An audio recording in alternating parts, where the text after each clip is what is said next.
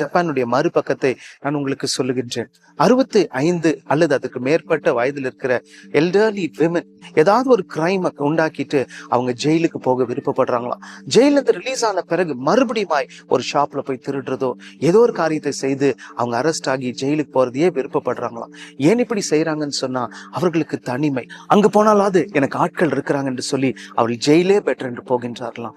பாவத்துல விழுந்த அநேகரை கேட்போன்னு சொன்னா அவங்க சொல்லுவாங்க, நான் தனிமை, இந்த தனிமைனால அந்த லோன்லினஸ் தான் நான் இப்படியாய் செய்துட்டேன். ஐயோ எனக்கு யாருமே இல்லை, எனக்கு உண்மையானவள் யாரும், அதனாலதான் நான் இதுல ஈடுபட்டுட்டேன். ஆனா வேதம் சொல்கின்றது சபை கூடுவதில் தள்ளி நிற்காதீர்கள் என்று சொல்லி. இன்றைக்கு உங்களுக்கு என்று சொல்லி ஆண்டவர் காண்பிக்கின்ற அந்த சர்ச்ல போய் சொல்லுங்க, எனக்கா ஜெபம் பண்ணுங்க, என்னுடைய பிரச்சனைக்காய் ஜெபம் பண்ணுங்க. ஒருவேளை ஓப்பனா எல்லாவற்றையும் சொல்ல கூச்சப்பட்டாலும் ஏதோ ஒரு காரியத்துக்காய் மறைமுகமா இருந்தாலும் அந்த பாயிண்ட்டை நீங்க சொல்லி முடித்து எனக்கா ஜெபம் பண்ணுங்க என்று கேட்போம். நமக்கா ஜெபிக்கிறவள் நிச்சயமா இந்த இடத்துல இருக்கிறாங்க.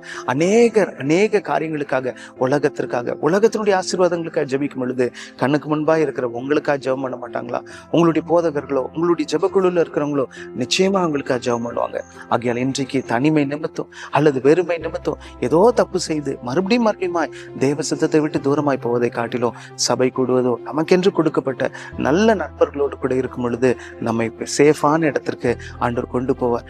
ஒரு நிமிடம் முடிந்தது. நாளை சந்திப்போம்.